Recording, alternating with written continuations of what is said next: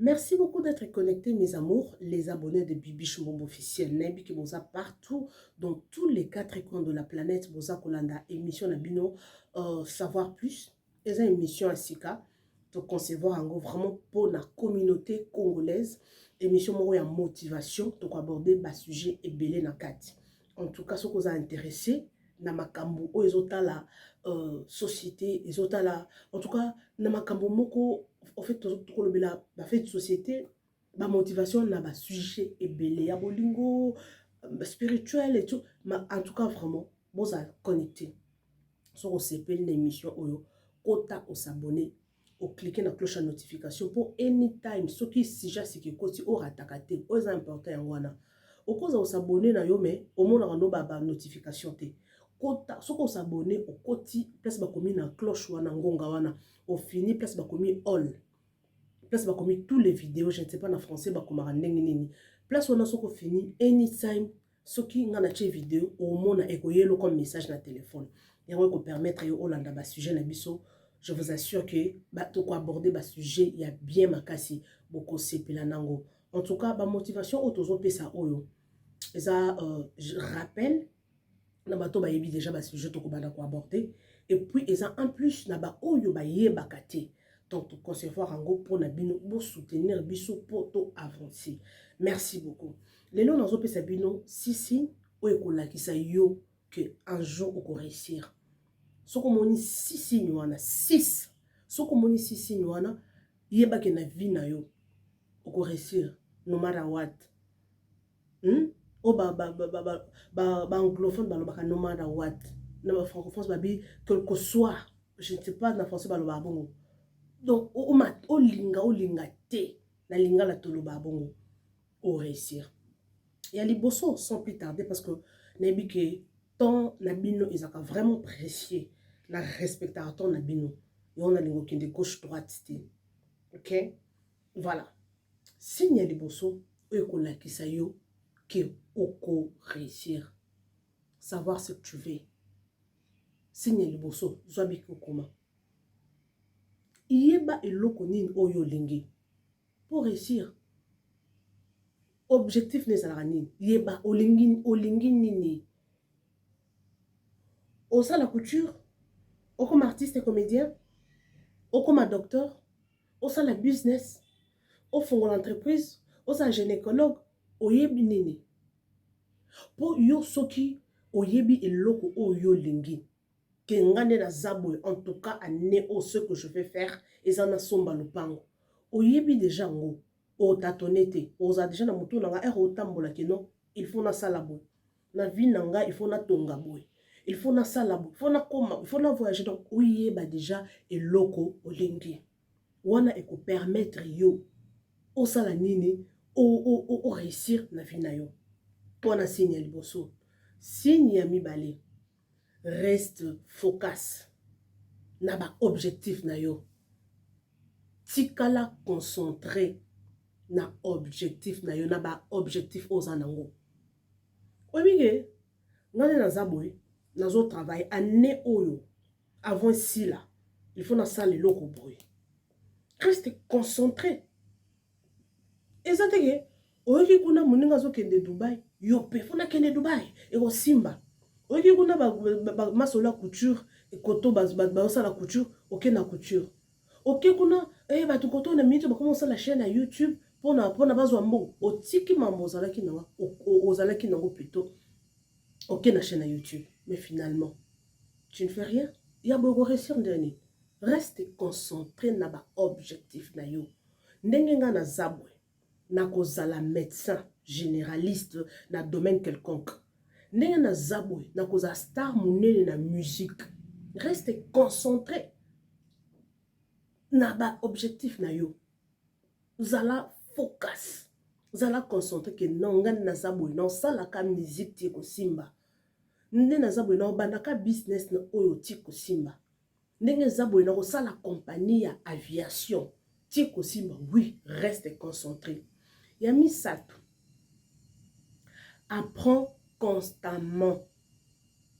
Yeba ko apprendre. Obi ke na domaine par exemple ngai na domaine na ngai nebi ke ate na journaliste nani a excella. Il faut nous comme un documentaire. N'importe quel domaine au bras, asa modèle monene na kasa mondo. Il faut nous luka. A salani ne pas réussir. Na kota na Google, na kota na ba documentaire. Il faut se documenter. Oye ba ilo koni ba sala pour pas réussir. Par rapport à ce que tu fais. Ce qu'on a sa business par exemple. Luka bato ba excellent na business.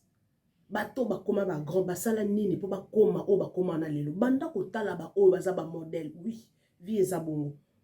Donc il faut que tu aies grand ou ba réussir dans le domaine où yo. Au monde que en tout cas ba signe wana oko réussir. Du collé maté kita oko réussir. Signe ya quatrième signe ezali, il faut croire en toi-même et à tes rêves. Il faut ça o ba ke nga place wana koma. Ngai bibiche mbombo o moni nga. Hey, je crois en moi-même. Il faut que mindima. Au mindima que ngande na zaboy dans ça la compagnie aviation.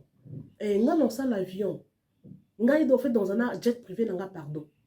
Ndena zaboy dans ça la marque ya mutuka na ngai. Il faut ba rêve aux en ngo ba mono que en tout cas moi on soit beli liboma. Oui, c'est ça ba grand rêve. Et ça ba dream a minene.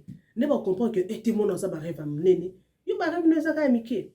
Crois en toi plutôt et à tes rêves. Au moins, tout le monde a musicien, peut-être, et pas dans le pays qui ça y est. Quand ça la musique, bah fallu, par exemple, on a cet exemple. Bah JB, peut-être, bah parents, bah bandai, kobo ya keno, asa la musique, mais lelo, talande bah komi, bah star. Pour nanini, bah croya qui n'a pas rêve na bango. Bah mindima ki, ouera ensemble de l'oisa, ouera. Pour andima ki, yé moko ke non te. Attends, nazar, nazar, oh, ceux qui m'ont mais à croire, na yé moko abike na sala, je peux. Yango moun bakomati bakomi lolo.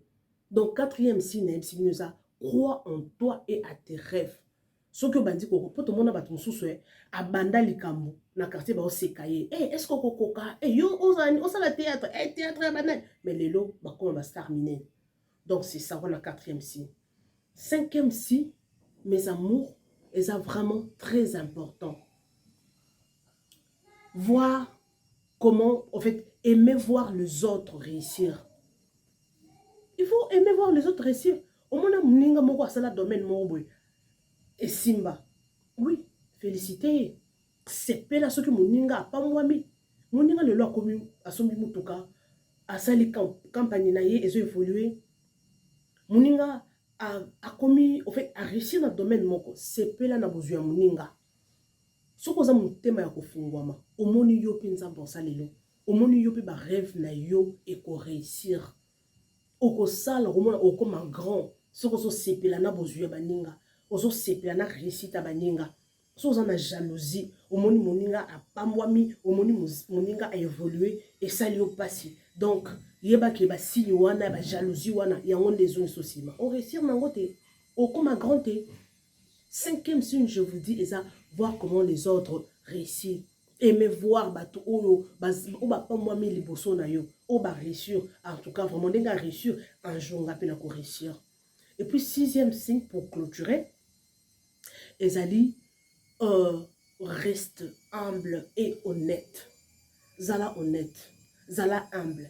Pour tout le monde a rabat mususu, bazalaka a commis star, a commis mutu munene mais akomo mona baninga ne bakola na ye baninga bazala na tango pasi aso ignorer bango ayamba téléphone te ozo benga ye boy o mona peut-être a mona ba appel ozo rejeter donc à moins que boza level mon côté tellement mon que non déjà a pambwami en tout cas a coupé baninga te hein non reste humble atel lelo et celle que non au commis grand zamba pambolu au commis au-delà au commis vraiment na ba niveau mo boy reste humble.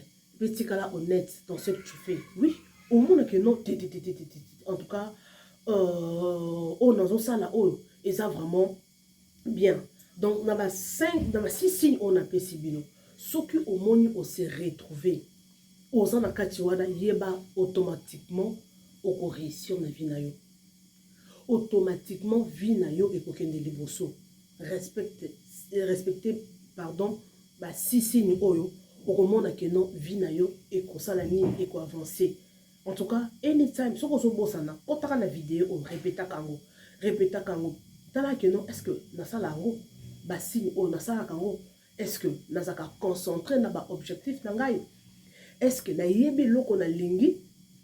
Est-ce que nazo apprendre constamment nazo kota ba documentaire? Ozo yebangote. Est-ce que nazo mona baninga ndenge bazo en fait bozuya baninga quoi? Est-ce que ezo sala nge sengo? À partir de biloko wana ndeko mona que non en tout cas moi je vais réussir dans un moto monene.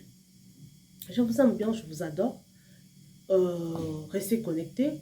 Ba numéro ezawana, ba sujet belé za ya ko aborder. Ceux qui bo aimer ba vidéo oyo, bo aimer ba mission oyo, bo tika ba commentaire, bo s'abonner massivement. On a vraiment beaucoup à vous dire. Merci beaucoup. C'était la Bibiche Mbombo Plasma. Restez toujours connectés. Je vous retrouve next time avec un nouveau numéro de cette émission Savoir Plus. Ceux qui vous appellent ma proposition, et copier sa biso, bokota, botiki na commentaire, et puis, et ça la biso, plutôt comme Merci beaucoup, et bye, à la prochaine.